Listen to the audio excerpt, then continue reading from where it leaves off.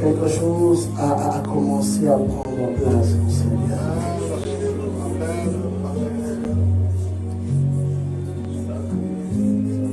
Il y a des choses qui ont commencé à être brisées dans notre vie. Le Seigneur est en train d'ouvrir le ciel pour quelqu'un. Le Seigneur est en train d'ouvrir le ciel pour quelqu'un. Il y a quelque chose qui est en train de descendre du ciel pour toi en ce jour. C'est pourquoi je te dis, ne sois pas distrait.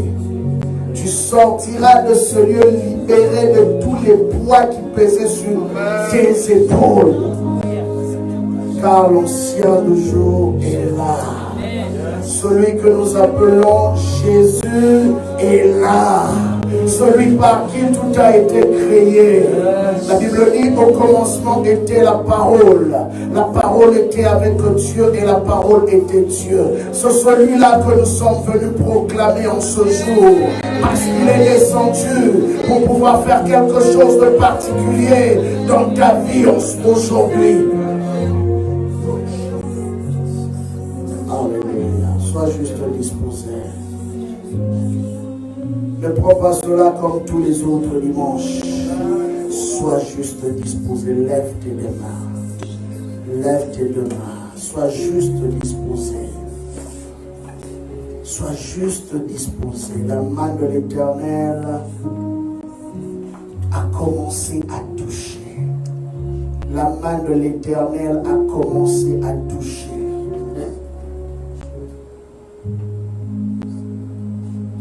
Et l'attitude de quelqu'un qui est en train de recevoir, oui, car l'armée du ciel est en ce lieu. Les anges de Dieu ont commencé leur opération en ce lieu. Ne sois simplement pas distrait. Dieu a commencé à le faire. Le Seigneur a commencé à le faire.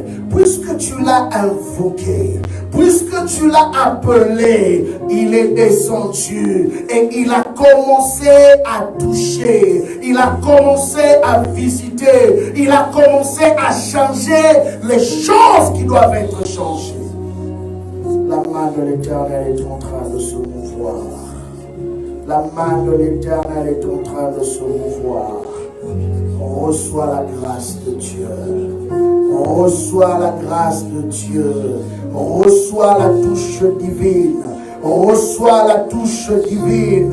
Reçois la touche divine ce matin. Reçois la touche divine en ce jour. Oui, le Seigneur le fait pour toi. Reçois la touche de Dieu. Alléluia. Alléluia. Alléluia. Seigneur, merci d'étendre ta main aujourd'hui. Merci de libérer les captifs. Merci d'introduire ton peuple dans une nouvelle dimension de leur marche. Père, je vois même ceux qui étaient fatigués, à qui tu es en train de redonner de la force. Oui, il y a une touche divine pour redonner de la force à ceux qui étaient fatigués. Seigneur, tu le fais. Tu as déjà commencé à le faire, Saint-Esprit. Alléluia. Reçois l'honneur, reçois la gloire. Dans le nom puissant de Jésus, nous disons tous Amen. Est-ce qu'on va acclamer le Seigneur?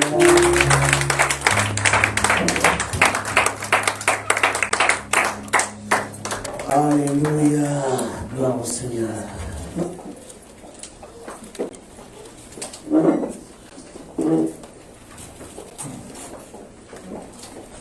Nous allons prendre nos Bibles. Nous sommes dans le livre de Jean. Jean chapitre 8, verset 44.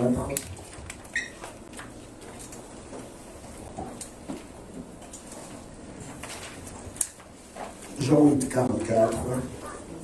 Nous lirons ensuite 1 Jean 3, versets 5 à 10. Je lisais Jean 8, 44. 1 Jean 3, versets 5 à 10. Et en dernier lieu, nous lirons Acte 10, 38.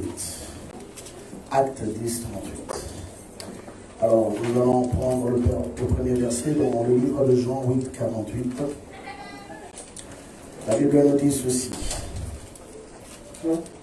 Jean 8, 44, pardon. La Bible dit ceci. Vous avez pour père le diable et vous voulez accomplir le désir de votre père. Ouais, merci. On est tous libres pour la parole.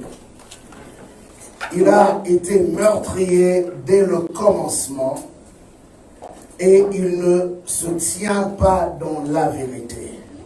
Parce qu'il n'y a pas de vérité en lui lorsqu'il profère des mensonges. parle de son propre fond, car il est menteur et le père du mensonge. Amen. Nous sommes dans 1 Jean 3, versets 5 à 10. La Bible dit: Or, vous le savez, Jésus apparut pour ôter le péché. Et il n'y a point en lui de péché. Quiconque demeure en lui ne pêche point. Quiconque pêche ne l'a pas vu et ne l'a pas connu. Petits enfants, que personne ne vous séduise. Celui qui pratique la justice est juste, comme lui-même est juste. Celui qui pêche est du diable, car le diable pêche dès le commencement. Le Fils de Dieu apparut afin de détruire les œuvres du diable. Quiconque est né de Dieu ne pratique pas le péché, parce que la sémence de Dieu demeure en lui, et il ne peut pécher parce qu'il est né de Dieu. C'est par là que se font reconnaître les enfants de Dieu et les enfants du diable. Quiconque ne pratique pas la justice n'est pas de Dieu, non plus que celui qui n'aime pas son frère.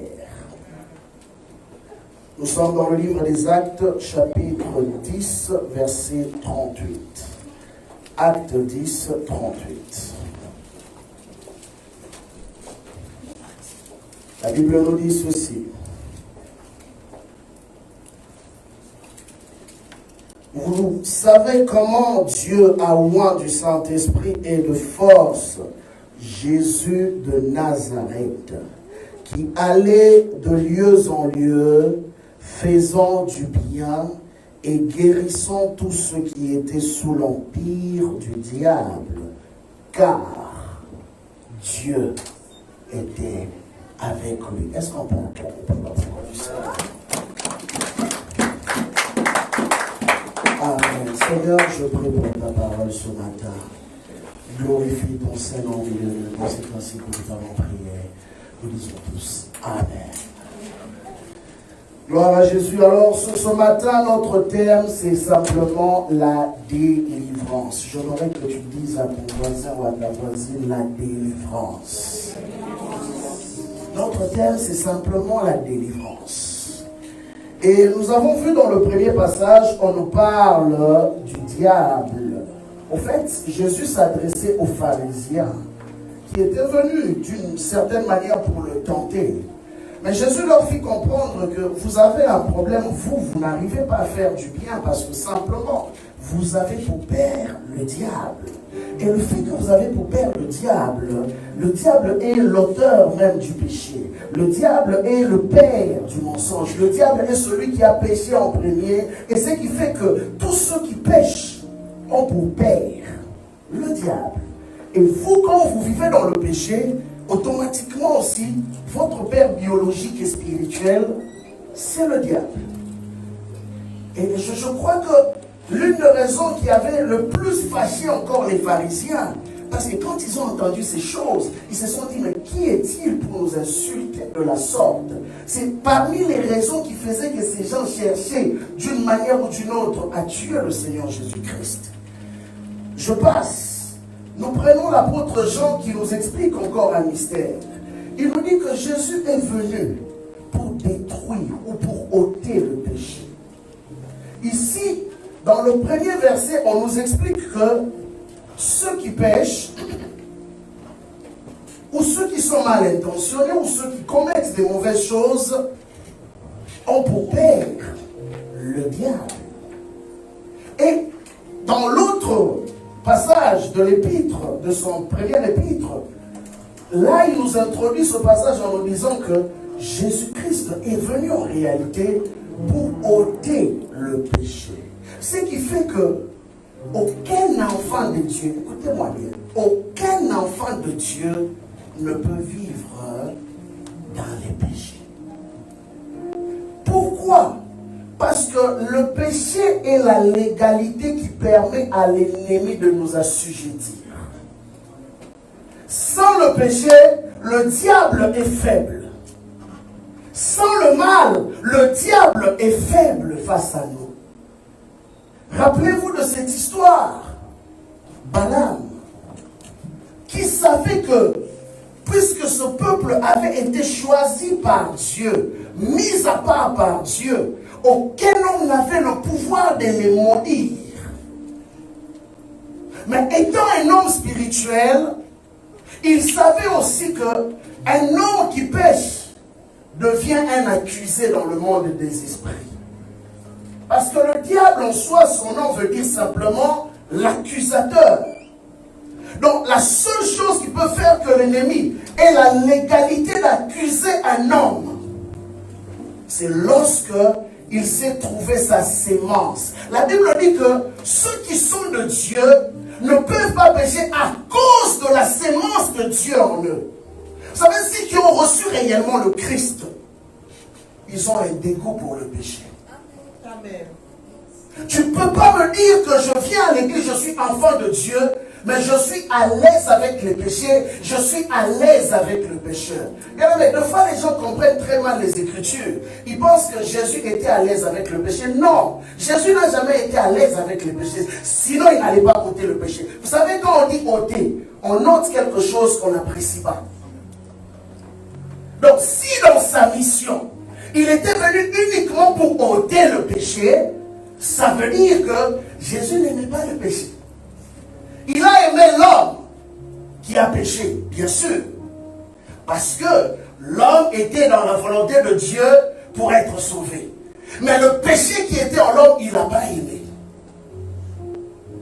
Et la Bible dit que ceux qui sont de Dieu ont la sémence de Dieu. C'est pourquoi ils haïssent le mal. C'est pourquoi ils n'aiment pas pécher, parce qu'ils savent que la nature de mon Dieu ne se trouve pas là-dedans. La Bible dit que ceux qui pratiquent la justice sont aussi justes. Mais ceux qui pratiquent le péché sont aussi quoi? Les pécheurs. Voilà pourquoi il y a des prières que des enfants de Dieu ne peuvent pas faire. Il y a une prière qu'on nous enseignait quand on était de l'autre côté là. On nous disait ceci. Et je sais que la plupart d'entre nous avons fait cette prière. Malheureusement, il y en a encore certains qui le font aujourd'hui. On disait ceci. Pauvres pécheurs, priez pour nous. Vous vous rappelez de cette prière là? On disait ça. Et on pensait être humble. Mais on était humblement dans les faux. Parce que la seule personne qui a le pouvoir d'ôter le péché en l'homme, c'est le Christ. Voilà pourquoi nous avons dit, il n'y a point d'autre nom. Il n'y a point d'autre nom qui soit cité dans le monde spirituel, qui est capable de tout, si c'était le nom de Jésus. Mais là, on priait pour une certaine femme. Mais je sais que ce n'est pas celle de la Bible. Parce que celle de la Bible n'a jamais recommandé qu'on puisse lui prier. Au contraire, même quand le vin a manqué, elle est venue vers le serviteur pour leur dire, écoutez ce que lui va vous dire. Elle-même nous a référé vers lui. Et d'autres là nous réfèrent vers elle.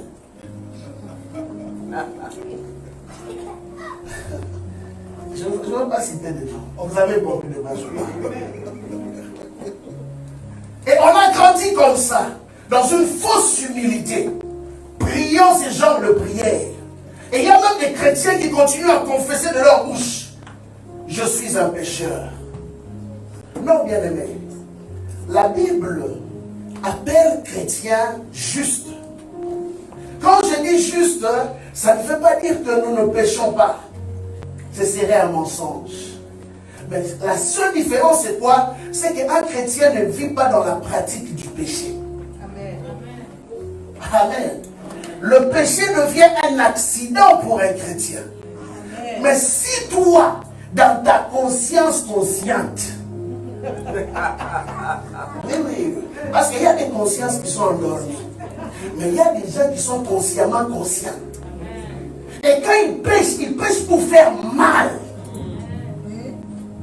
Et ne se pose même pas la question, est-ce que le Saint-Esprit est content ou il est triste? Or, la Bible nous dit, n'attristez pas le Saint-Esprit de Dieu qui est en vous. Bien aimé, la première personne que tu affectes dans ta vie, c'est le Saint-Esprit, quand tu pêches. Et vous savez quoi? La seule fois que Dieu s'irrite énormément contre un enfant de Dieu, c'est quand il ne tient plus compte des injonctions du Saint-Esprit dans sa vie. Tu vis comme si tu étais seul. Tu vis comme si Jésus-Christ n'était pas mort à la croix pour toi. Tu vis comme si la vie n'était là que pour toi et toi-même. Tu vis rempli de tes convoitises, rempli de tes désirs. Tu fais ce que tu veux sans tenir compte que ton âme un jour te sera réclamée. La Bible dit ceci.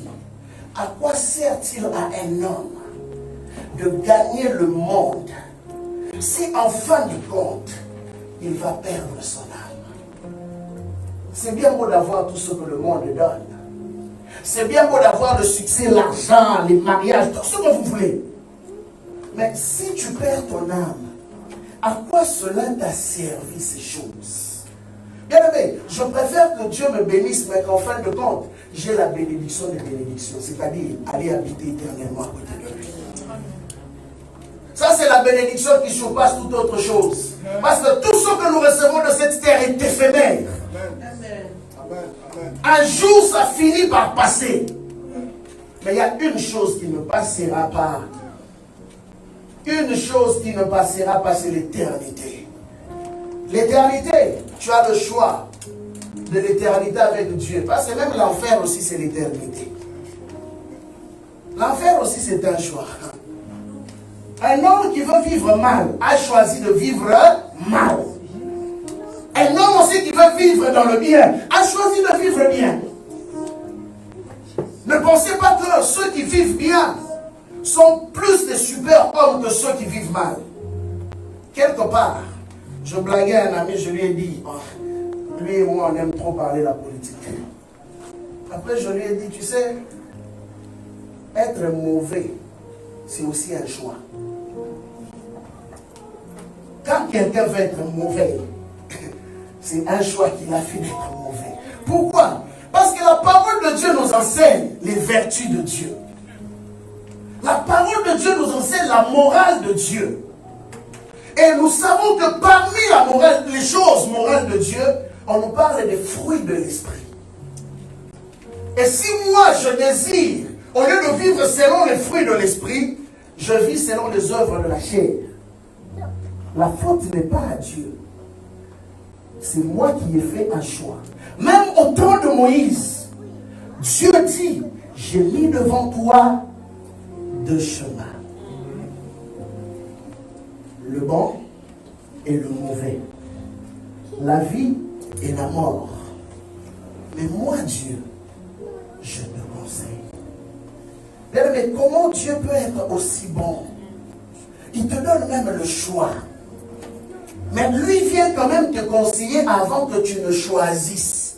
Donc, c'est pourquoi je dis toujours, quelqu'un qui dit que je ne savais pas, c'est un gros menteur avec G majuscule. Parce que tout le monde est appelé à savoir. Pourquoi? La connaissance est à notre portée. Il a dit, j'ai mis. Oh, vous savez quoi? Même si tu dis que moi je ne vais pas à l'église, oh, je ne connais pas. Mais il y a une chose, je vais te dire. La conscience là que tu as au-dedans de toi, c'est une particule de la nature de Dieu. Ce qui fait que ta conscience, même un voleur sait qu'il est voleur. Comment pouvez-vous m'expliquer cela? Un menteur sait qu'il est menteur, mais il ment quand même. Un tueur sait qu'il est tueur, mais il tue. Allez-y comprendre. Et qui va me dire aujourd'hui que non, je ne savais pas? Non. Frère, au fait tu savais, mais tu as refusé simplement de savoir. Quand je dis tu as refusé de savoir, au fait tu as simplement rejeté ce que tu savais. Et tu as choisi ce que ton cœur désirait. Jésus dit, ce n'est pas ce qui entre dans la bouche d'elle, mais ce n'est pas McDo qui tue. Oh. Malbouffe, ce n'est pas McDo. Il y a des gens qui ont mangé McDo toute leur vie, ils vivent encore.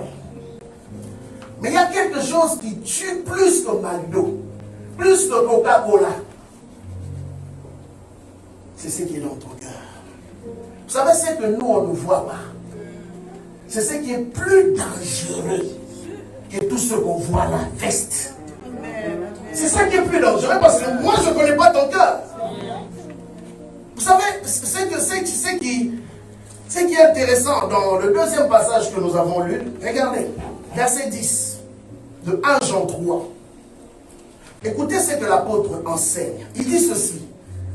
C'est par là, c'est par là. En fait, c'est la conclusion de ce qu'il venait d'enseigner ou de dire. C'est par là que se font reconnaître les enfants de Dieu. Comment?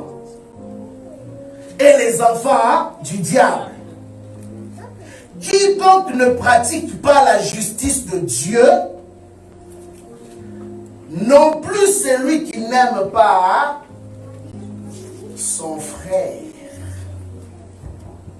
Non seulement ne pratique pas la justice de Dieu, mais n'aime non plus son frère. Ah! C'est là que vous trouverez qu'il y a beaucoup de chrétiens qui ont besoin de délivrance. C'est là que vous trouverez qu'il y a beaucoup d'églises qui ont besoin de délivrance. C'est là que vous trouverez que beaucoup qui parlent de Dieu sont réellement loin de Dieu. La Bible dit qu'on reconnaît quiconque est de Dieu ou quiconque est du diable, n'est-ce pas? Donc on n'a pas dit qu'on reconnaît quiconque est de Dieu quand il prêche comme pasteur Noé dimanche. On n'a pas dit on reconnaît quiconque est de Dieu quand il joue au piano, il chante comme le frère d'Éric. Quand il arrange les instruments là-bas comme en ciel au max. Non. On a dit on reconnaît dans la pratique de la justice et dans la pratique du péché. Quand quelqu'un prend plaisir au bien, il a la sémence de Dieu. Ne cherchez pas midi à 14h, il a la sémence de Dieu. Quand quelqu'un prend plaisir aussi au mal, ça veut dire qu'il a la sémence du diable. J'ai raconté cette histoire plus d'une fois. Je connais quelqu'un, lui, il connaissait tout ce qui s'est passé dans les églises de Montréal. Alors quand il m'appelle, tu n'as pas entendu. Ah, tu n'as pas entendu quoi encore, frère? Mais il y a quelque chose qui vient de se passer. Alors au fil, je lui ai dit, écoute, toi, as-tu engagé des FBI ou des CIA dans les églises des autres pour savoir tout ce qui se passe quand il y a des conflits, quand les gens se divisent, quand il y a quelque chose qui tourne pas rond? As-tu engagé des gens dans ces églises-là pour connaître les détails de la vie des gens? Bien aimé, je voudrais te dire une chose. C'est juste une parenthèse pour dire que quand tu vois quelqu'un dépenser son énergie, son temps, à savoir ce qui se passe ou ce que l'autre fait, fais attention à cette personne. Parce que de la même manière qu'il vient te rapporter ce que l'autre a fait ou ce qui se passe dans la vie de l'autre, sache que quand tu lui tournes le dos, il fait pareil pour toi.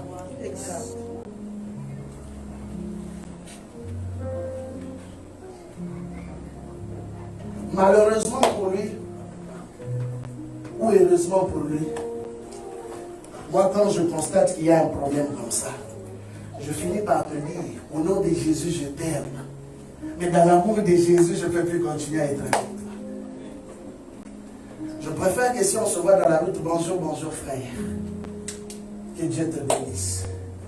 Mais qu'on passe encore du temps à parler avec toi pour qu'on se dise quoi?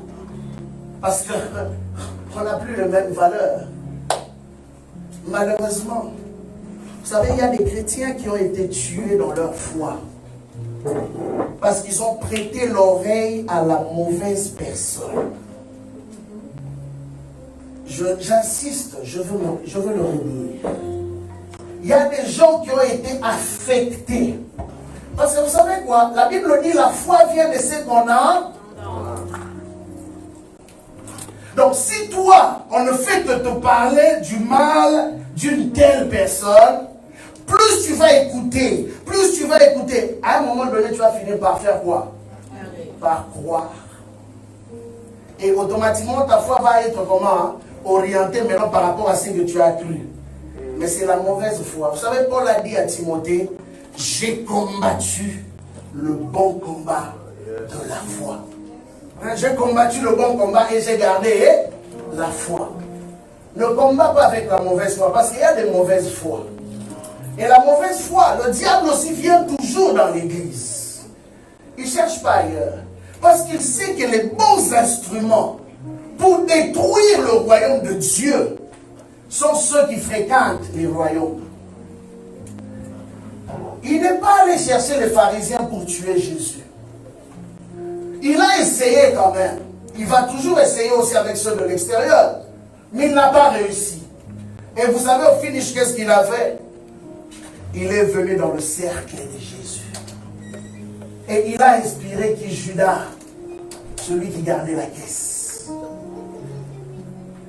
Et Judas malheureusement est tombé dans le panneau de l'ennemi. Et au finish, Judas n'a pas vu la gloire ou la promesse. Et c'est ce qui arrive souvent quand nous ne prenons pas garde à ce qui entre dans notre cœur. Jésus a dit, j'insiste, ce n'est pas ce qui entre, bien-aimé, c'est ce qui sort. C'est-à-dire quoi? Tu nourris ton esprit ou ton âme de quoi? Ce dont tu nourris ton âme, c'est ça qui va finir par ressortir. Si tu te nourris de la parole de Dieu, si tu te nourris de la prière, bien aimé, quand quelqu'un prie, quand quelqu'un craint Dieu, il n'a pas besoin de le crier à haute voix. On sait le voir, on sait le sentir. Vous savez, il y a des gens qui, quand ils se tiennent même pour prêcher ou pour chanter, je sais que cette personne n'a pas prié. Je vous dis la vérité. Tu sens que oui, la voix est là, mais c'est vide dans l'atmosphère. Tu sens que la personne a réuni des versets bibliques, mais spirituellement, il n'y a rien. Parce que la personne n'a pas une communion avec le Seigneur. C'est simplement pour dire que ce que tu dégages, ce que tu poses comme action, démontre réellement ce que tu es. Voilà pourquoi la Bible dit l'amour triomphe de tout, du jugement, de tout, bien-aimé. Celui qui n'aime pas, bien-aimé, est fils du diable ou fille du diable. Combien j'ai vu de chrétiens ou de chrétiennes dire que pour moi, Walai, fini terminé. Vous connaissez ça, Walai? Vous ne connaissez pas Walai? Walai, en fait, c'est une expression pour dire je jure qu'entre lui et moi, fini jusqu'au ciel. Oh oui. Jusqu'à la tombe. Jusqu'à la tombe. Ok. Mais faites attention à la tombe qui vous allez rencontrer. Il y a des chrétiens comme ça. Malgré prédication après prédication, malgré exhortation après exhortation, réunion de prière après réunion de prière, mais ils ont décidé. Vous savez, libérer quelqu'un, c'est aussi un choix. Pardonner, c'est aussi un choix, bien-aimé. Dieu ne te forcera pas à pardonner. Mais Dieu te donnera la possibilité de pardonner. Mais une chose est vraie. Sache-le, une information que je peux peut-être renchérir de ce que tu connais déjà. Je sais que tu le sais. La vérité est celle-ci. Celui qui ne pardonne pas, qu'il le sache, aucune de ses prières ne sera exaucée. Parce que Dieu n'écoute pas les rancuniers. Dieu n'écoute pas ceux qui gardent les gens dans leur cœur. Dieu n'écoute pas une église qui vit dans la haine. C'est pourquoi j'ai dit, de gens ont besoin de délivrance. Ils viennent à l'église. L'église est devenue comme un lieu de loisir. L'église est devenue comme un lieu de balade. L'église est devenue comme un lieu où on est habitué, quoi. Chaque dimanche, je dois y aller. Je me mets en costume. Je me parfume. Je dois y aller. Mais bien aimé, tu ne viens pas à l'église pour te balader ou pour remplir une chaise. Tu viens à l'église pour rencontrer ton Créateur.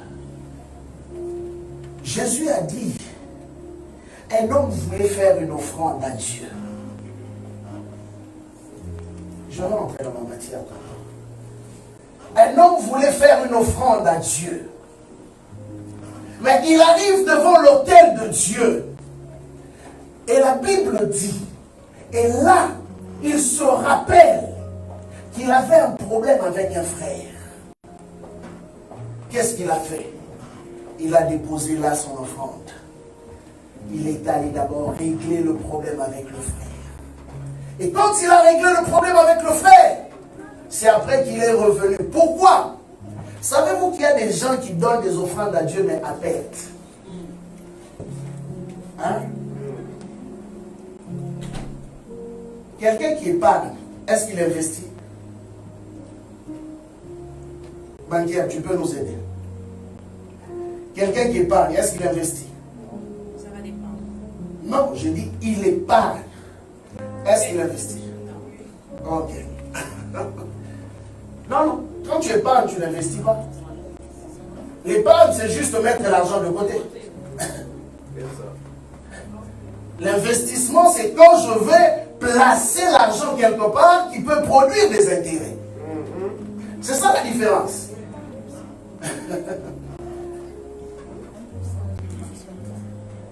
1%, quand tu calcules l'inflation, tout part. Ça va dépendre de la compréhension. Bon, je parle d'une manière générale. Alors, Jésus a dit, tu ne peux pas offrir à l'autel, donner à Dieu, si tu n'as pas appris à t'assurer que ton cœur est clean, ton cœur est propre. Quelqu'un m'a posé la question, je me dis, pasteur, j'ai beaucoup donné. Dans l'église où j'étais, on m'a trop demandé, j'ai donné offrande de ceci, offrande de cela, mais en retour, j'ai rien eu. Mes choses ne marchent pas. Mais il faut se poser la question. Tu donnais avec quelle attitude? Et non seulement tu donnais avec quelle attitude, comment tu as eu à marcher avec Dieu? Bien aimé, ce n'est pas... Ici, là, nous ne sommes pas dans un centre magique. Hein, je viens, je donne, le pasteur multiplie l'argent, demain l'argent tombe dans mon compte en banque. Non, ça ne marche pas comme ça. Non, ça ne marche pas comme ça. D'abord, le principe de l'offrande est un principe de cœur. Je dois aimer celui à qui j'offre. Amen. Amen. Si je te donne quelque chose et que je ne t'aime pas, c'est que je te donne ne représente rien. Beaucoup donnent l'argent à l'église, mais n'aiment pas le Dieu à qui ils donnent l'argent. Ok, on s'est compris. On donne l'argent, mais le Dieu pour qui on doit donner l'argent, on ne l'aime pas. On ne passe pas du temps avec lui. On n'applique pas ses principes dans nos vies. Quand il nous dit fais ceci, on ne le fait pas. On fait le contraire de ce qu'il nous demande de faire. Bien, mais tu sauras que tu aimes Dieu si tu es capable de te sacrifier pour ce Dieu-là. Bien, mais ce n'est pas parce qu'on a chanté reçois de moi le parfum qui te dit Jésus, je t'aime, qu'on aime réellement Dieu. L'amour de Dieu s'éprouve par nos actions. L'amour de Dieu s'éprouve par le niveau de sacrifice. Dieu a dit à Abraham, j'aimerais que tu ailles à la montagne, que tu ailles me sacrifier ton fils. Bien aimé, c'est ça le plus grand niveau de l'amour. Que tu ailles me sacrifier ton fils, ton unique, le seul que tu as, que je t'ai donné, va me le sacrifier. Ce n'était pas facile.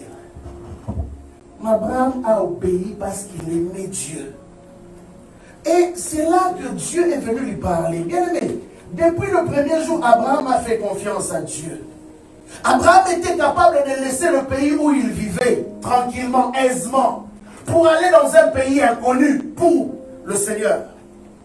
Parce qu'il avait reçu l'ordre. Mais c'est ce jour-là que Dieu dit, maintenant je vois. Donc tous ces temps qu'Abraham a marché avec Dieu, Dieu n'avait pas vu. Tous ces temps qu'Abraham a eu à faire des sacrifices, Dieu n'avait pas vu. C'est simplement pour dire que il y a de ces choses. Si nous ne sommes pas encore capables de nous séparer de cela, ça veut dire que notre amour pour lui est partagé. Est partagé.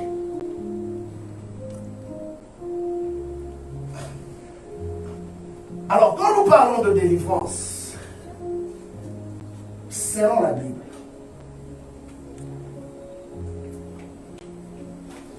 nous avons peut-être plusieurs sortes de délivrance. Mais j'aimerais aller dans le contexte direct de ce que je veux dire, pour nous emmener à comprendre que il y a des choses que lorsque nous décidons de les changer, elles finissent par changer. Amen. Amen. Il y a des choses qu'il n'y a que toi qui peux décider. Même Dieu ne peut pas décider à ta place. Parce qu'il y a quelque chose que Dieu t'a donné, qu'il n'a donné à aucun autre être vivant. C'est le libre arbitre. Dans le libre arbitre, tu as la possibilité de décider ce que tu veux et ce que tu ne veux pas. Voilà pourquoi Dieu vient par le conseil. Dieu ne t'impose pas, mais il te conseille de faire le bon choix. Même quand tu viens à l'église, les enseignements, les prédications que nous te donnons, nous ne t'imposons pas. Des fois, ça peut sembler être dur, mais nous ne te l'imposons pas. On te montre juste, voici la voie. Mais bien aimé, vous savez, même après cette prédication, il y a des gens qui vont choisir de rester pareils. Oui. J'ai eu à faire des délivrances où j'ai passé des heures et des heures à chasser des démons, des démons, des démons, des démons, des démons. Mais en fin de compte, la personne sur qui vous avez chassé les démons, après vous êtes séparés, la personne est retournée dans ses anciennes bêtises. Donc ça veut dire que toute la gymnastique que vous avez eu à faire était en vain. Parce que la personne n'était pas prête à se séparer des mauvaises choses. Mais l'objectif de mon message, c'est de t'aider à faire le bon choix. Amen. Deux fois le diable que tu crois ou tu penses être fort, il n'est pas en réalité fort. Il devient fort parce que toi, tu lui as donné l'autorisation d'être fort dans ta vie. Amen. Oui, je te dis. Écoute, si ce n'était que ça, Paul n'aurait jamais dit que nous sommes plus que vainqueurs. Mais s'il a dit que nous sommes plus que vainqueurs, ça veut dire que même pour vivre dans la victoire, c'est une possibilité qui nous est donnée et que nous devons choisir. De dire oui, Seigneur, je crois à ton œuvre. Moi, je veux vivre selon l'œuvre qui a été accomplie. Jésus n'a pas dit tout est accompli pour une autre personne. Jésus n'a pas dit tout est accompli pour une quelconque race. Jésus a dit tout est accompli pour tous ceux qui ont cru. Alors si je dois vivre dans le tout est accompli, je dois aussi faire le choix de bien faire les choix. Ce que tu choisis de faire, ou la manière dont tu décides de vivre, détermine le reste des choses. Il parle à Caïn. Ça, c'est tout un enseignement qu'il a donné à Caïn. Il dit, Caïn, il y a quelque chose qui est en train de se passer devant ta porte. Mais tu as le choix, Caïn. Tu as le choix de bien faire. Si tu fais le bien, Caïn, tu releveras la tête. Si tu fais le bien, c'est conditionnel. Si tu fais le bien, tu releveras la tête. Tu deviens inquiet parce que simplement, il y a quelque chose qui est en train de t'attirer vers le mal. Mais moi, je te donne une possibilité de t'en sortir. Fais le bien. Mais il ajoute encore, il dit, mais si tu fais le mal, le péché est tapis devant ta porte. Mais ses désirs sont portés vers toi. C'est la première fois que j'ai su que même le péché avait des désirs. Le péché a des désirs. Mais ces désirs sont portés vers l'homme. Le péché ne peut pas opérer sans avoir occupé le corps d'un homme. Et la Bible dit que le péché était tapis devant. En fait, le péché n'était même pas dans sa maison. Comprenez-moi. Le péché n'était même pas dans la maison de Caïn. Mais le péché était tapis devant la porte de la maison de Caïn. En fait, il parlait de son cœur. Le péché voulait entrer dans son cœur. Le péché voulait élire domicile dans le cœur de Caïn. Mais Dieu lui donne la possibilité de s'en sortir. Mais regardez, Caïn a fait le choix. Il a laissé sa haine, sa jalousie. Il a laissé sa colère prendre le dessus. Voilà pourquoi Caïn a été chassé. Voilà pourquoi il a commis le meurtre. Le premier homme à être assassin. C'est simplement parce que cet homme n'avait pas su gérer les réalités autour de lui. Bien-aimé, comprends-moi ce matin. Tout ce que nous faisons est le produit d'un choix. Tout ce que tu appliques dans ta vie est le produit d'un choix. Mais ce choix est influencé par des entités. Parce que la Bible dit, le premier qui a péché s'appelle le diable. Vous savez, il y a des gens qui ont des problèmes. Je ne sais pas si problème peut s'accorder problème. Non, problème c'est S. C'est S. Problème avec S. Non, en fait, parce que je me rappelle, il y a l'époque quand on taquinait les gens, toi tu n'as pas de problème, tu as des problèmes. Donc il y en a tellement. Alors, qu'est-ce que je disais? Oui. Il y a des gens qui ont tellement de montagnes de problèmes que, à un moment donné, ils se retrouvent au carrefour de la vie où ils doivent poser les bonnes actions. Où ils doivent poser soit des bonnes, soit des mauvaises actions. Et ces gens-là, s'ils n'ont pas de bonnes personnes pour les conseiller, et qui n'ont pas aussi un cœur assez humble pour écouter les conseils, malheureusement, qu'est-ce qui se passe? Ils s'enfoncent dans le mal.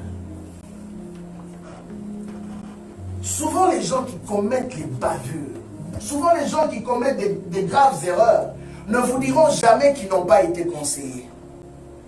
La plupart ont été conseillés. La plupart, on leur a dit non, ne continue pas sur cette voie. C'est dangereux pour toi. La plupart, même dans leur propre conscience, ils savaient qu'il y a un problème. Ce que je fais, je ne suis pas à l'aise. Mais je le fais quand même. Mais vous savez pourquoi? Parce que quelque part, ces hommes ont laissé le désir grandir au-dedans d'eux. Et celui qui a péché dès le commencement a commencé à influencer leur mental. C'est là que se trouve le problème. Leur mental a été capturé par l'ennemi. Leur mental est devenu esclave de l'ennemi. Que tout ce qui leur suggère, beaucoup de gens pêchent par suggestion. Et mal. Et vous savez comment le diable est tellement malin? quand il vient auprès de quelqu'un pour l'inciter à pécher, souvent il lui dit que Dieu va te pardonner. Ça vous est jamais arrivé? Bon, moi je vous dirais que ça m'est déjà arrivé plusieurs fois. Où le diable vient t'inciter à te dire, va pécher. Mais quand tu pêches, Dieu va te pardonner. Tu es son enfant, non? C'est un Dieu d'amour. Et là, on t'explique tous les versets bibliques de l'amour de Dieu.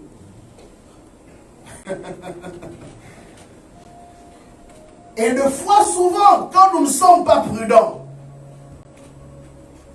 en tout cas, je suis le seul apparemment ici. Il y a trop des hommes et des femmes spirituelles, hein, dans ce cas-là. Ok. Souvent, nous sommes convaincus que c'est le bon choix quand nous allons promettre le contraire de ce que Dieu nous a demandé. Mais malheureusement, beaucoup ont y à regretter, mais trop tard. Trop tard. Parce qu'ils n'ont pas su écouter la voix du Saint-Esprit, même au milieu de ce trouble-là.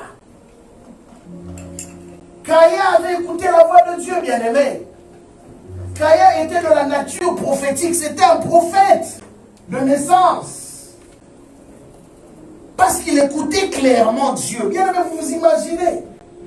Caïn discutait avec Dieu comme ça, dont la plupart des chrétiens même n'écoutent même pas la voix de Dieu.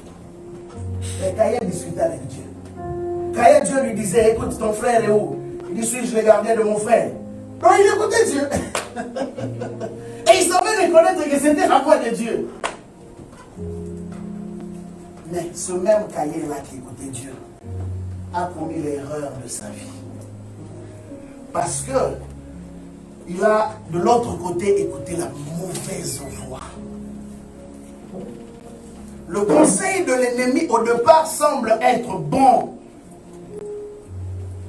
Vous savez, souvent, comme dira un homme un jour, il dit le péché est succulent quand on le commet.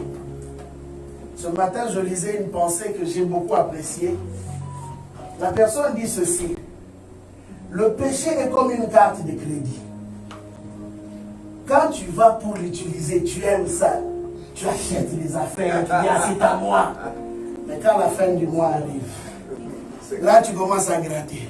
Au début, quand tu utilisais que je vais payer. Je vais payer. Mais tu vois, 2000 $, 3000. Maintenant, la fin du mois vient, la banque aussi t'envoie la bonne lettre là. Monsieur, avec taux d'intérêt. Là, tu commences à te dire, mais comment ça je vais encore? Beaucoup de gens ont été attrapés comme ça. Leurs crédits ont été bousillés comme ça. Mais au début, ils t'ont dit que non, monsieur, tu as un bon crédit. On t'envoie une carte. Comme ça, tu vas faire tes dépenses. Et tu dis, non, mais c'est bon. C'est l'argent. Vous savez, les choses pour lesquelles tu ne fournis pas d'efforts, il faut faire attention avec eux. La carte de crédit, généralement, tu ne fournis pas d'efforts pour ça. Ça vient dans la boîte de ta maison. Par elle-même. Mais ça t'amène des problèmes. C'est comme ça aussi le péché. Le péché est comme la carte de crédit que tu utilises tranquillement. Mais après, tu payes pour tout ce que tu as eu à utiliser.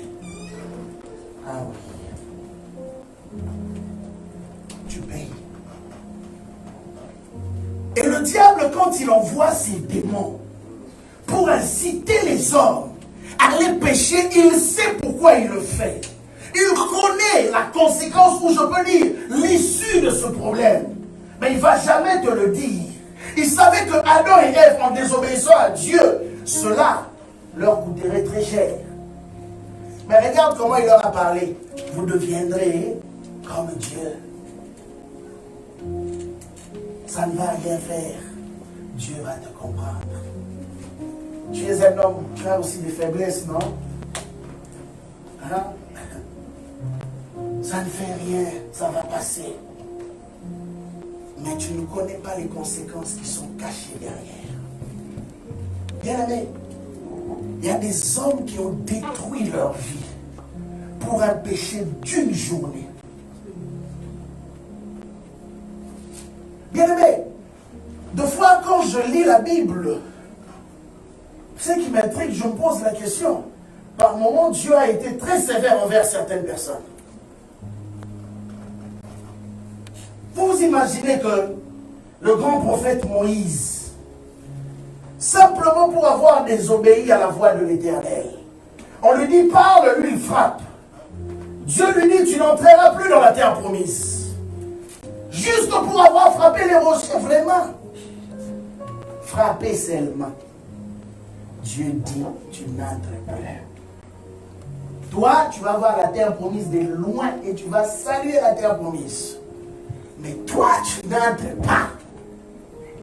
Pour simplement avoir frappé. Seigneur, vraiment, moi j'ai fait le sacrifice, j'ai quitté mon côté princier. J'ai accepté de vivre avec les animaux pendant plus de 40 ans. C'est comme ça que tu me récompenses. La Bible dit, à celui à qui on a beaucoup donné, on réclamera aussi beaucoup. Toi qui as la grâce de Dieu, ne pense pas que la grâce de Dieu est à laisser passer pour aller pécher. La grâce de Dieu n'est pas une excuse pour aller commettre le mal. Au contraire, en lisant les Écritures, tu vas te rendre compte que le standard de la grâce est plus élevé que la loi. À l'époque de la loi, les hommes étaient punis sur base des péchés qu'ils commettaient physiquement. Mais la grâce, les gens sont punis par les péchés qu'ils conçoivent au-dedans de leur cœur. Ah. Jésus dit ceci. Ok, je donne cet exemple. Jésus dit ceci. Dans la loi de Moïse, celui qui commettait l'adultère était puni de lapidation et tout le reste, la femme. Ok? Ou était considéré adultère, était puni de lapidation. Mais il va plus loin, il dit, mais avec la grâce, celui qui regarde seulement la femme d'autrui et la convoite. Mais écoutez, ok, entre nous soyez. Savez-vous combien d'adultères il y a dans ce monde?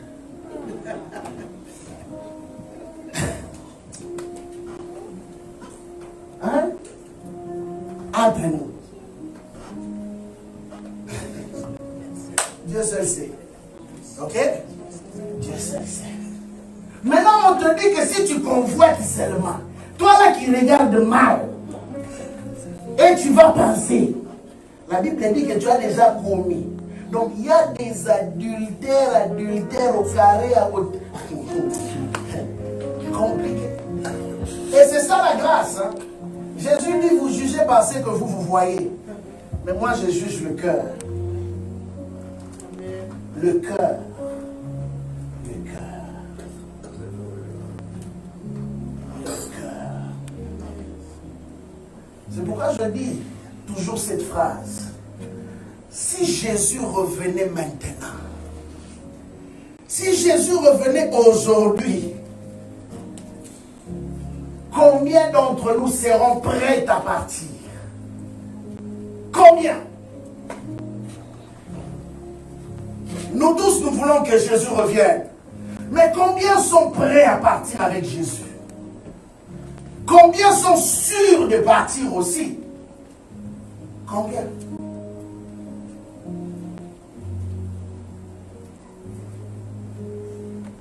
Selon la Bible, délivrer veut dire consiste à chasser les démons et des esprits afin de résoudre les problèmes qu'ils ont causés.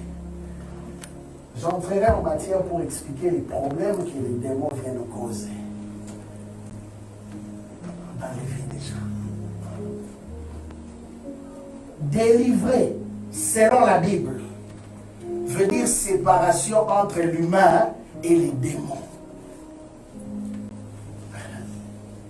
Parce que beaucoup des problèmes que nous retrouvons dans les vies des gens ont pour cause les démons. Oui. La science refuse d'admettre cela. La nature refuse souvent d'admettre cela. Mais la réalité et la vérité, c'est là. Voilà pourquoi quand Jésus est venu, Jésus avait une seule cible.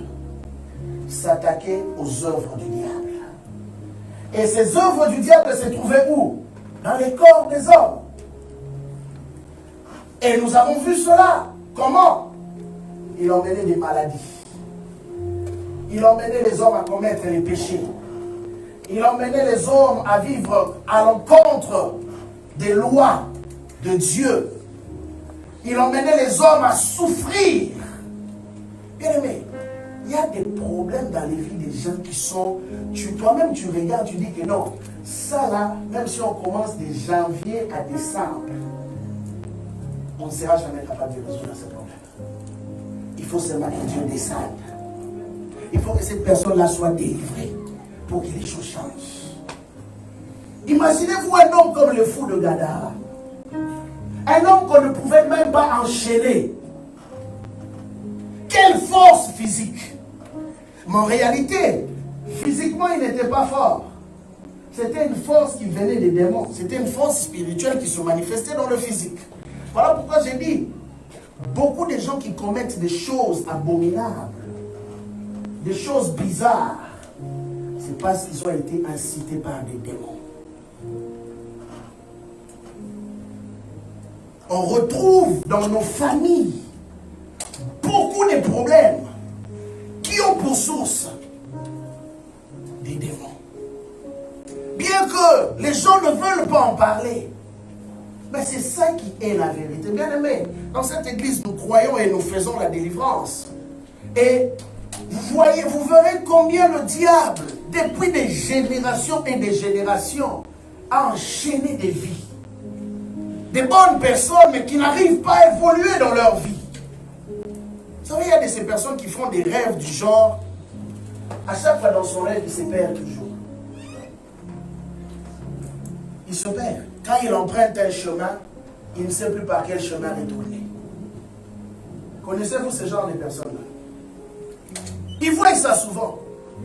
Des fois, ils sont avec des gens, ils se retrouvent seuls sur un chemin, il avait emprunté un chemin, mais il ne sait plus par quel chemin retourner. Au début, il connaissait le chemin qu'il avait emprunté. Mais en fin de compte, il ne se retrouve plus. Et jusqu'à ce qu'il va se retrouver, il ne s'est jamais retrouvé. Ou il n'a jamais retrouvé le chemin du retour. Il y en a des gens qui ont l'habitude de voir souvent leur maison d'où ils sont nés. Maison familiale. Maison familiale. Ils ont déjà quitté. Mais ils se voient souvent là. Pourquoi? Parce qu'il y a une influence. Il y a une influence démoniaque. Et souvent, certaines personnes, pour essayer d'être logiques, vont dire, oh, ce n'est qu'un rêve. Bien aimé, savez-vous que la plupart du temps, les messages que nous recevons pour décrire notre réalité spirituelle viennent dans les rêves? Souvent. Mais il y en a qui ne prêtent pas attention au genre de rêves qu'ils font. La Bible parle. Dieu dit à Job, je parle tantôt d'une manière, tantôt d'une autre, en utilisant les songes, les rêves, les visions. Mais souvent, vous ne prêtez pas attention.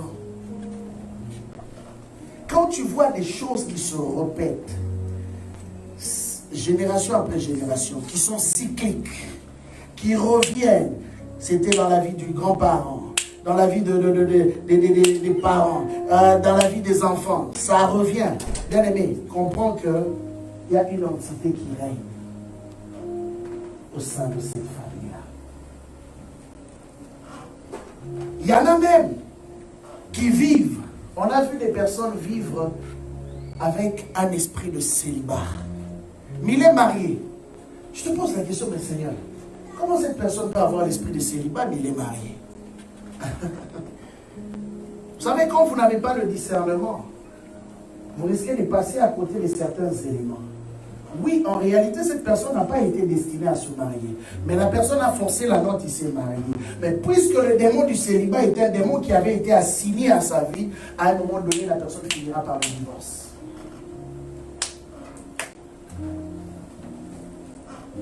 On a même vu des personnes qui ont reçu l'esprit d'impudicité, mais qui n'ont jamais connu d'homme, ni de femme.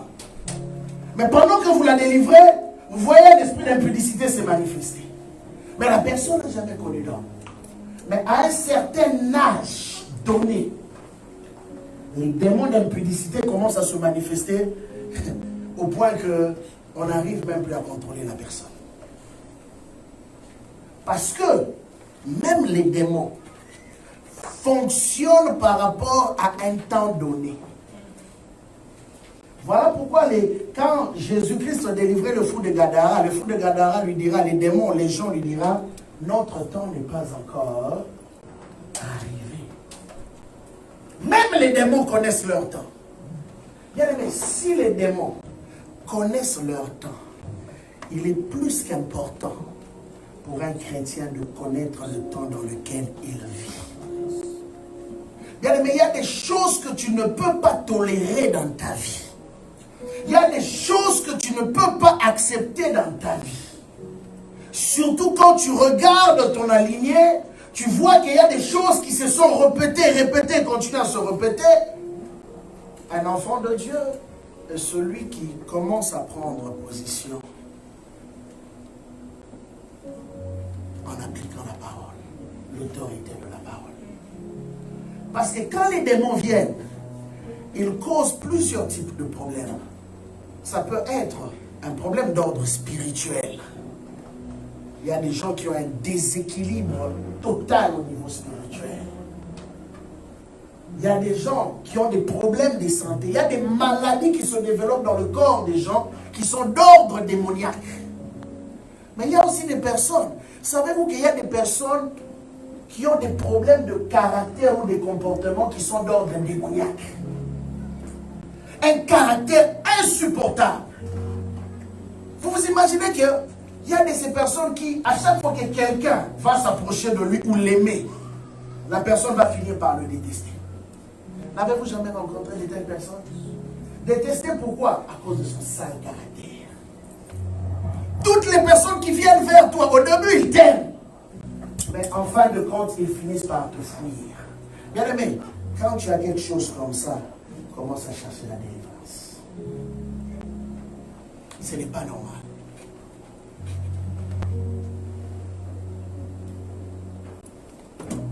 On a beaucoup ce genre de problèmes d'ordre caractériel dans nos milieux.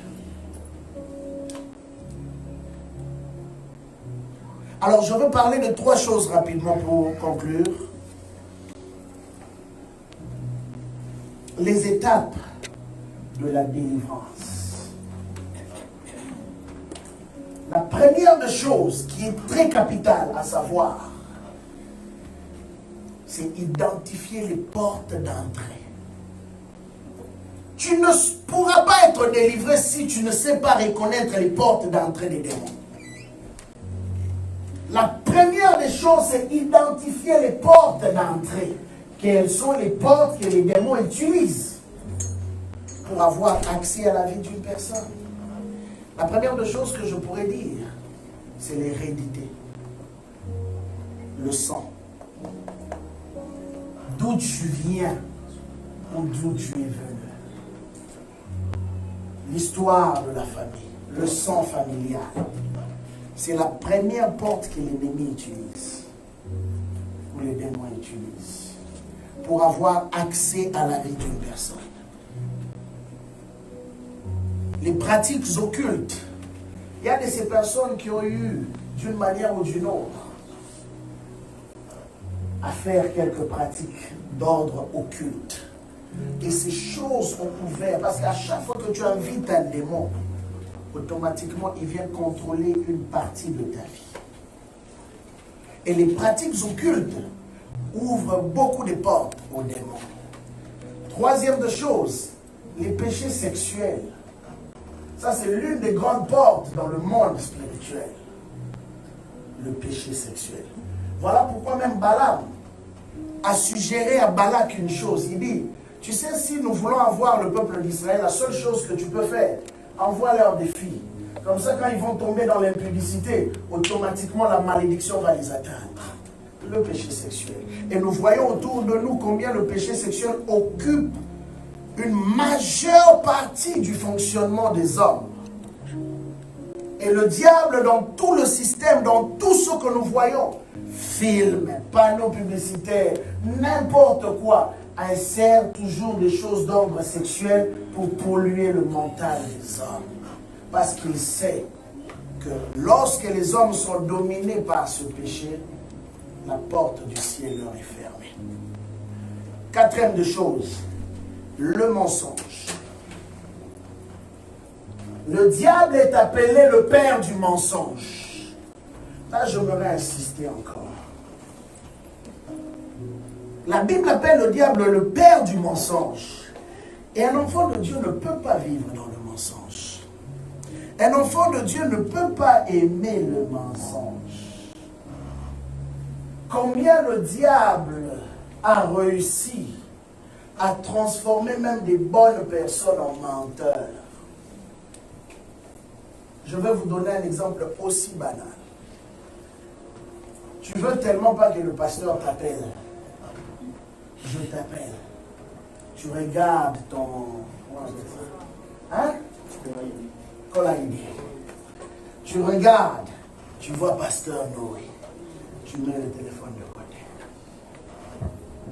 Après quelques heures ou quelques temps, soit tu vas rappeler, ou soit tu vas encore rappeler. Cette fois-là, tu prends les téléphones. Et quand je te pose la question, mais je t'avais appelé. Oh, je n'avais pas vu. Hein? Je n'avais pas vu. Maintenant, tu penses mentir les pasteurs Noé, non? Parce que les pasteurs Noé ne voient pas ton col à indiquer. Mais une chose est vraie. Tu ne peux pas mentir le Seigneur. Le Seigneur était là présent quand le téléphone sonnait. Il a vu.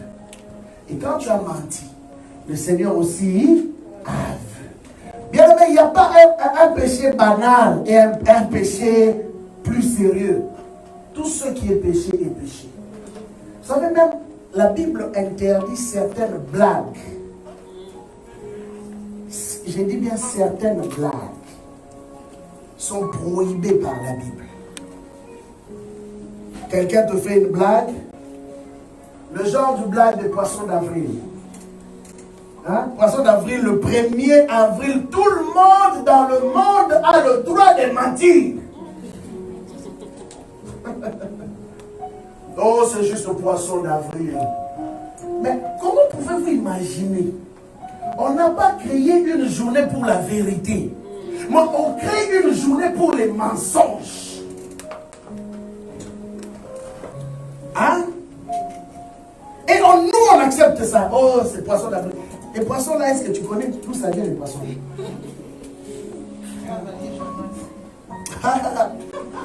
Faites attention à certains poissons. C'est comme un poisson. On appelle ça poisson d'avril. On ne sait même pas d'où vient ce nom-là. Mais nous tous, le 1er avril, on s'est fait des menteurs. Et on rit après. Oh, c'était juste le poisson d'avril. Mes frères, si Jésus revient là, tu pars à ma fête. Parce que, tu crois, tu es le fils du menteur. Bien aimé, on ne blague pas avec les mensonges. Un mensonge reste un mensonge. Quand Dieu nous éprouve, il y a des détails que Dieu voit que nous ne voyons pas. Voilà pourquoi la Bible dit ne vous conformez pas au siècle présent. Le siècle présent va nous emmener des choses qui vont sembler être normales. Oh, il faut être cool, quoi. À vous, si vous voulez être trop sérieux, dis ça, juste une blague. Tu blagues dans les mensonges. Tu es un menteur. Cinquième de chose, l'orgueil. L'orgueil. Je ne fais que citer les portes d'entrée. L'orgueil. L'un des éléments qui emmène Dieu à résister à un homme. La Bible dit que Dieu résiste aux orgueilleux. Un orgueilleux, c'est d'abord quelqu'un qui ne sait pas reconnaître ses torts. C'est quelqu'un qui ne reconnaît pas qu'il est dans le faux. C'est quelqu'un qui a toujours raison. C'est quelqu'un qui pense que les autres sont toujours dans les faux. Un orgueilleux même, c'est quelqu'un qui ne prend même pas la peine, même quand il a mal fait, mal agi, de demander pardon. Vous savez, il y a une différence entre je m'excuse et pardonne-moi. Hein? Il y a une différence. Hein? Je n'explique pas ça aujourd'hui. Bon, les Français, on va entrer là-dedans. Mais il y a une différence. Il y a des gens qui ont une malice. Quand ils ont fait quelque chose, ils viennent s'excuser en te donnant un cadeau, en te souriant. Oui. Mais sans traiter le nœud du problème. Et vous savez quoi? Un problème qui n'a pas été résolu finira par rebondir un jour. C'est ça qui est la vérité. Dans les rapports humains, le scientifique ou le chimiste qui a dit rien ne se perd, rien ne se gagne, tout se transforme. Non, il n'avait pas menti. Ces choses-là, quand ce n'est pas réglé, ça va se transformer. Un jour, ça reviendra sous une autre forme. Quand il y a un problème, il faut le régler en se disant les vérités, se regardant droit dans les yeux. Oui. Des fois, il y a certaines vérités qui font mal. Mais il faut le faire. Il faut le faire. Les chrétiens sont devenus spécialistes en esquive. Oh, mon frère, ma soeur. Mais le problème, on ne l'a pas réglé. Non, on n'a pas traité le problème. Nous n'allons pas passer à côté. Il faut régler le problème. Sixième de chose, l'envie. Les gens qui veulent toujours avoir ce que les autres ont. Des gens qui veulent toujours en avoir, à ne pas se rassasier. Tu ne vas pas acheter tous les magasins du monde. Tu ne vas pas acheter toutes les voitures, toutes les maisons du monde. Non. Non. Tu veux toujours avoir les meilleurs. Pourquoi? Pour impressionner les gens. Vous savez, viens dimanche à l'église, c'est là que tu trouveras les sapeurs. Viens dimanche. Là, on te cherche les meilleurs habits du monde. Pose-lui la question, combien tu as acheté ça? Mais c'est juste une parenthèse aussi que je vais ouvrir. Pose maintenant cette personne-là. Toi qui achètes des habits au temps, combien tu donnes à Dieu? Alléluia. Alléluia. Toi là qui dépenses autant pour tes habits, combien tu donnes à Dieu? Après Jésus, je t'aime. Vous regardez mes habits. Oh, sentez mon parfum. Alléluia. Arrêtons ça. J'aimerais le redire. Investissons dans les bonnes choses. Septième chose, la jalousie. La jalousie, les personnes qui, quand l'autre réussit, quand on parle en bien de l'autre, quand on applaudit quelqu'un, lui il trouve toujours un bobo. Il y a toujours quelque chose de négatif qui doit sortir de sa bouche par rapport à la personne. Oh, en tout cas, j'ai mangé la bouffe de telle soeur, c'est bon. Oh bon, tu sais, oui, elle prépare bien, mais tu sais, sa sauce, j'ai trouvé qu'il y avait trop de tomates.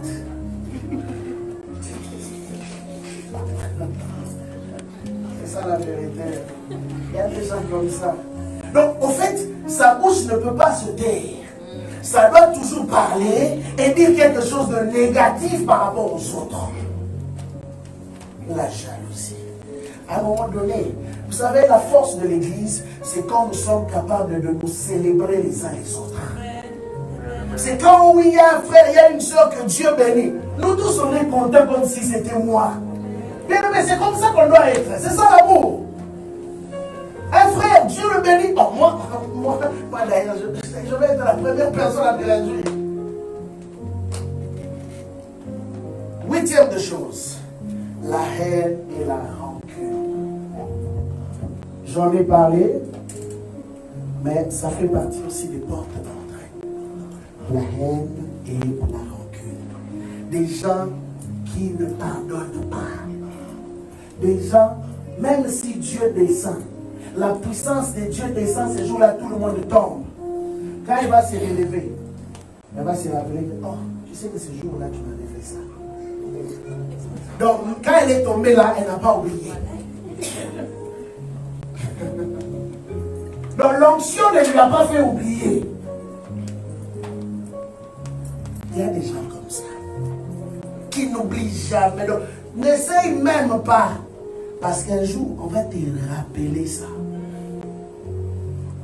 La haine et la rancune. Et vous savez, la haine et la rancune est voisine de qui? Du meurtre. Là où il y a la haine, il y a la rancune. La haine, le meurtre n'est pas loin. Pourquoi? Parce que dans le cœur de ces gens-là, ils tuent. S'ils en avaient l'occasion, ils allaient déjà tuer. Et la dernière des choses que je pourrais citer dans notre liste, c'est le meurtre. Le meurtre.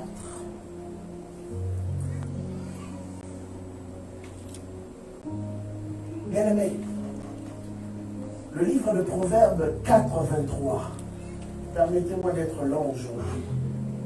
Le livre de Proverbes 4:23 nous enseigne sur la préservation de notre cœur. La Bible dit, garde ton cœur plus que tout. Garde ton cœur.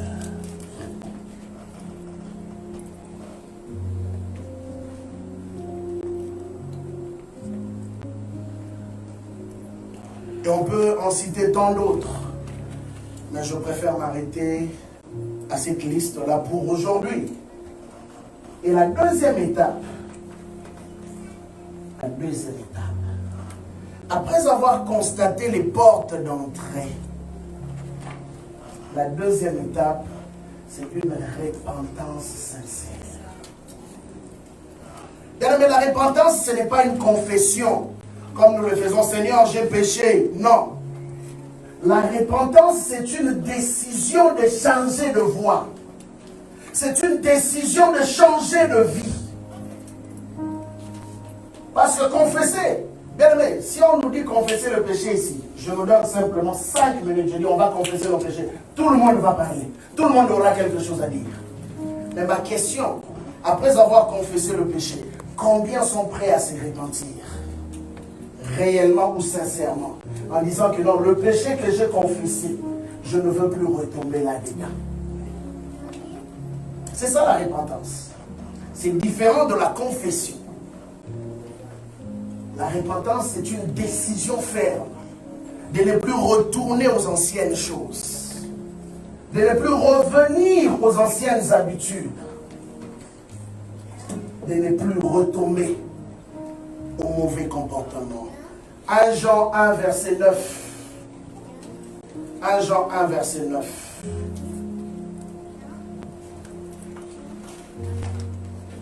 Et pour conclure, la troisième et dernière étape, c'est fermer les portes. Jacques 4, 7. Fermer les portes. La Bible dit, résistez au diable et il fuira loin de vous. Jacques 4, 7.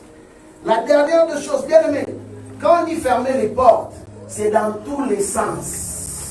J'ai dit dans tous les sens. La Bible dit que si ton œil est une occasion de chute pour toi, tu fais quoi? Tu l'arraches. Et j'aimerais aussi te dire, toi, enfant de Dieu, tout ce que tu trouves autour de toi, qui devient un obstacle pour ta marche avec Dieu, arrache-le. Même si c'est un homme, arrache-le. C'est une femme, arrache-le. C'est un ami, une amie, arrache-le. Oui. savez ce que Jésus a dit est dur. Il dit que vous aurez pour ennemis les membres de vos propres familles. Deux fois, tu trouveras cela même dans ta propre famille. On ne t'a pas dit de haïr, écoutez-moi bien. Non, parce que la haine, c'est la nature du diable. Mais la Bible dit arrache-le. C'est-à-dire quoi? Toute mauvaise fréquentation, tu dois fouiller ça. Préfère vivre seul, aller au ciel, que d'être dans la foule et aller en enfer.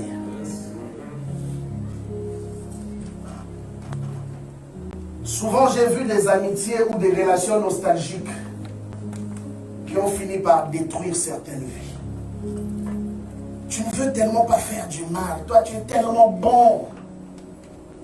Tu es tellement amour que tu te dis non, ça va lui faire mal. Là, tu parles un gros français avec une belle prononciation là. Ça va lui faire mal. Je ne veux pas qu'il se fasse du mal. Ah, mais si toi, tu ne lui fais pas du mal, c'est lui qui va te faire mal. Si toi, tu n'apprends pas à te séparer, c'est lui qui t'emmènera tout droit dans un précipice. Jésus a été plus dur que possible. Il s'est séparé des disciples. Il s'est séparé de sa famille à un moment donné. Il s'est séparé de son entourage. Il savait que les grandes choses ne viennent pas dans la foule. Les grandes choses viennent souvent quand on est seul. L'autre fois, on a parlé de cache-toi. Les grandes choses viennent souvent quand on est seul. Parce que tu ne peux pas sauver les autres si toi-même tu n'as pas sauvé ton âme. Comment tu peux sortir quelqu'un d'autre de la boue, c'est pendant que vous deux, vous êtes en train de vous enfoncer dans la boue? Ça n'a pas de sens, il faut être malade. Souvent, vous n'avez pas remarqué même dans le principe de sauvetage, quand quelqu'un se débat trop dans l'eau, tu ne peux pas aller le sauver, sinon la personne va t'enfoncer dans l'eau, vous allez mourir vous deux. Et il y a des chrétiens comme ça qui s'amusent à vouloir sauver les gens qu'on ne peut pas sauver. Quand tu ne peux pas changer un homme, quand tu ne peux pas changer une personne, c'est pas la personne. Si simple que ça. Certaines séparations feront très mal, seront très douloureuses, et c'est le principe de la vie. Tu vas aller loin, à un moment donné, il faut être léger quand ça marche. Décharge-toi de tout fardeau. Eh oui, il y a des relations qui sont des fardeaux. Vous savez, il y a des relations qui, quand tu sais que tel m'appelle ou vient me voir, tu sais que vous allez pécher. Vous connaissez ce genre de relations-là? Tu sais que vous allez pécher parce que les choses que vous allez parler ne vont pas glorifier Dieu. Bon, finalement, tu fais quoi? Est-ce que tu veux continuer à pécher? Même si toi, tu ne parles pas, tu ne fais que rire. Ou tu ne fais que dire Mais les Français disent ceci. Qui ne dit mot consent. Donc tu es plus complice encore que la personne qui parle. Fais le choix. Est-ce que tu es prêt à faire le choix aujourd'hui? Est-ce que tu es prêt à changer certaines choses aujourd'hui? On va se lever. Est-ce qu'on va faire?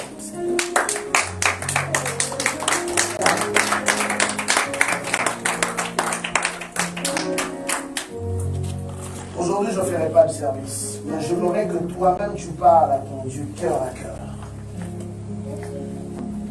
Le Seigneur est déjà là aujourd'hui, il t'a parlé. Sa parole a déjà fait un grand travail dans le cœur de chacun. Mais tu vas parler à ton Dieu aujourd'hui.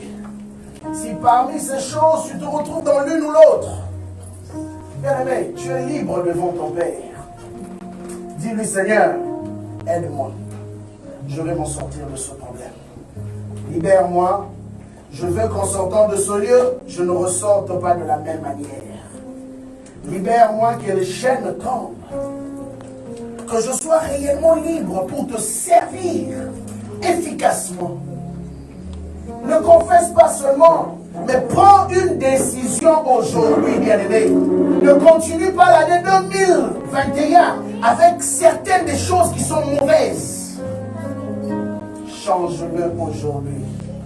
Dieu t'appelle à vivre dans la justice, pas à pratiquer le mal. Peux-tu élever ta voix? Prie le Seigneur.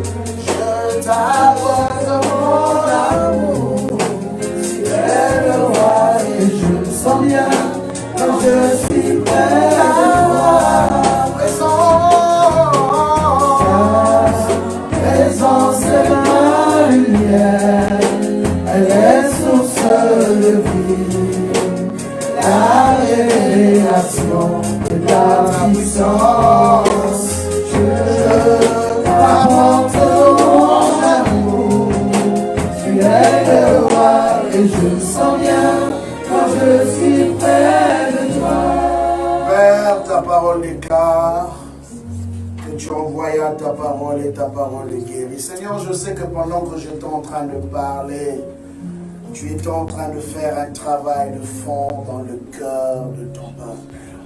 Tous ceux que tu as destinés pour ces choses ont compris, ont écouté ta voix et ont pris une décision.